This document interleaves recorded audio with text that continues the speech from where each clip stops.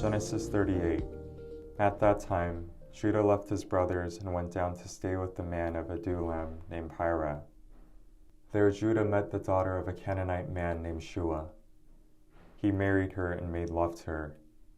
She became pregnant and gave birth to a son who was named Er. She conceived again and gave birth to a son and named him Onan. She gave birth to still another son and named him Shelah. It was at Kezib that she gave birth to him. Judah got a wife for Er, his firstborn, and her name was Tamar. But Er, Judah's firstborn, was wicked in the Lord's sight, so the Lord put him to death. Then Judah said to Onan, "Sleep with your brother's wife and fulfill your duty to her as a brother-in-law, to raise up offspring for your brother." But Onan knew that the child would not be his, so whenever he slept with his brother's wife, he spilled his semen on the ground to keep from providing offspring for his brother.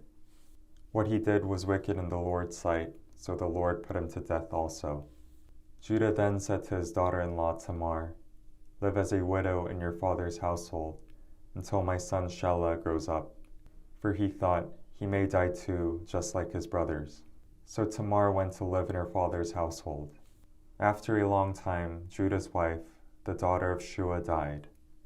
When Judah had recovered from his grief, he went up to Timnah, to the men who were shearing his sheep, and his friend Hira, the Adullamite, went with him. When Tamar was told, "Your father-in-law is on his way to Timnah to shear his sheep," she took off her widow's clothes, covered herself with a veil to disguise herself, and then sat down at the entrance to NIV, which is on the road to Timnah. For she saw that, though Shelah had now grown up, she had not been given to him as his wife. When Judah saw her, he thought she was a prostitute, for she had covered her face. Not realizing that she was his daughter-in-law, he went over her by the roadside and said, "Come now, let me sleep with you." "And what will you give me to sleep with you?" she asked. "I'll send you a young goat from my flock," he said. "Will you give me something as a pledge until you send it?" she asked. He said, "What pledge should I give you?" "Your seal and its cord and the staff in your hand," she answered. So she gave them to her and slept with her, and she became pregnant by him. After she left, she took off her veil and put on her widow's clothes again. Meanwhile, Judah sent the young goat by his friend, the Adullamite, in order to get his pledge back from the woman, but he did not find her. He asked the men who lived there, "Where is the shrine prostitute who was beside the road at NIV?" "There hasn't been any shrine prostitute here," they said. So he went back to Judah and said, "I didn't find her. Besides, the men who lived there said, 'There hasn't been any shrine prostitute here.'" Then Judah said, "Let her keep what she has, or we will become a laughingstock. After all, I did send her this young goat, but you didn't find her." About 3 months later, Judah was told, "Your daughter-in-law Tamar is guilty of prostitution, and as a result she is now pregnant." Judah said, "Bring her out and have her burned to death." As she was being brought out, she sent a message to her father-in-law. "I am pregnant by the man who owns these," she said. And she added, "See if you recognize whose seal and cord and staff these are." Judah recognized them and said, "She is more righteous than I, since I wouldn't give her to my son Shelah." And he did not sleep with her again. When the time came for her to give birth, there were twin boys in her womb.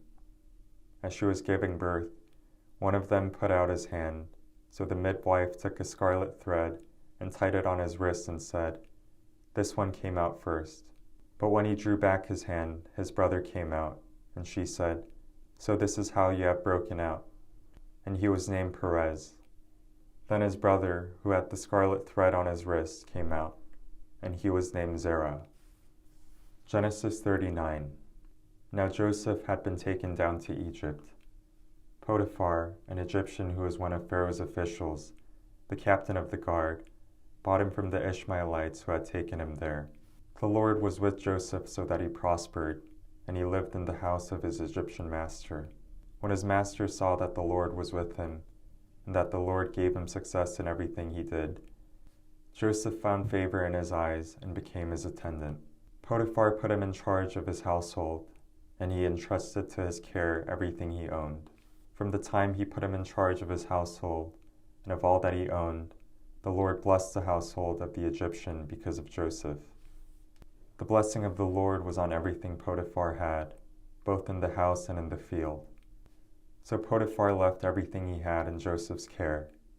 With Joseph in charge, he did not concern himself with anything except the food he ate. Now Joseph was well built and handsome. After a while, his master's wife took notice of Joseph and said, "Come to bed with me." But he refused. "With me in charge," he told her, "my master does not concern himself with anything in the house. Everything he owns he has entrusted to my care. No one is greater in this house than I am. My master has withheld nothing from me except you, because you are his wife. How then could I do such a wicked thing and sin against God?" And though she spoke to Joseph day after day, he refused to go to bed with her or even be with her. One day he went to the house to attend his duties, and none of the household servants were inside. She caught him by his cloak and said, "Come to bed with me." But he left his cloak in her hand and ran out of the house. When she saw that he had left his cloak in her hand and had run out of the house, she called her household servants. "Look," she said to them, "this Hebrew has been brought to us to make sport of us. He came in here to sleep with me, but I screamed. When he heard me scream for help, he left his cloak beside me and ran out of the house." She kept his cloak beside her until his master came home. Then she told him the story. "That Hebrew slave you brought us came to me to make sport of me. But as soon as I screamed for help, he left his cloak beside me and ran out of the house." When his master heard the story his wife told him, saying, "This is how your slave treated me," he burned with anger. Joseph's master took him and put him in prison, the place where the king's prisoners were confined. But while Joseph was there in the prison, the Lord was with him. He showed him kindness and granted him favor in the eyes of the prison warden. So the warden put Joseph in charge of all those held in the prison, and he was made responsible for all that was done there. The warden paid no attention to anything under Joseph's care, because the Lord was with Joseph and gave him success in whatever he did. Genesis 40. Sometime later, the cupbearer and the baker of the king of Egypt offended their master, the king of Egypt. Pharaoh was angry with his two officials, the chief cupbearer and the chief baker, and put them in custody in the house of the captain of the guard, in the same prison where Joseph was confined. The captain of the guard assigned them to Joseph, and he attended them. After they had been in custody for some time, each of the two men, the cupbearer and the baker of the king of Egypt, who were being held in prison, had a dream the same night, and each dream had a meaning of its own. When Joseph came to them the next morning, he saw that they were dejected. So he asked Pharaoh's officials who were in custody with him in his master's house, "Why do you look so sad today?" "We both had dreams," they answered, "but there is no one to interpret them." Then Joseph said to them, "Do not interpretations belong to God? Tell me your dreams." So the chief cupbearer told Joseph his dream. He said to him, "In my dream I saw a vine in front of me, and on the vine were 3 branches. As soon as it budded, it blossomed, and its clusters ripened into grapes. Pharaoh's cup was in my hand, and I took the grapes, squeezed them into Pharaoh's cup, and I put the cup in his hand." "This is what it means," Joseph said to him. "The 3 branches are 3 days.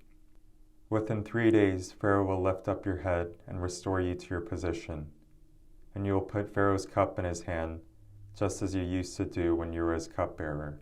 But when all goes well with you, remember me and show me kindness. Mention me to Pharaoh and get me out of this prison."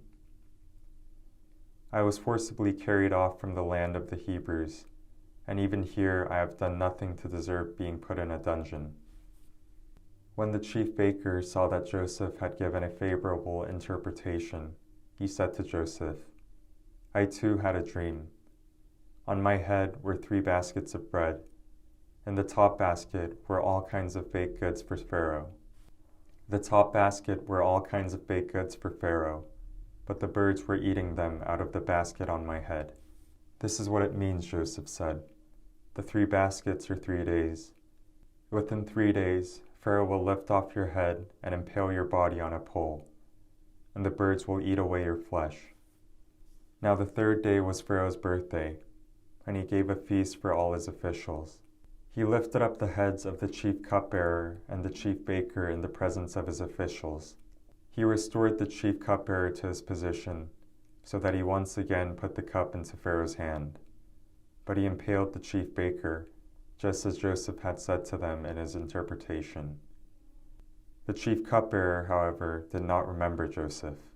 He forgot him. Amen.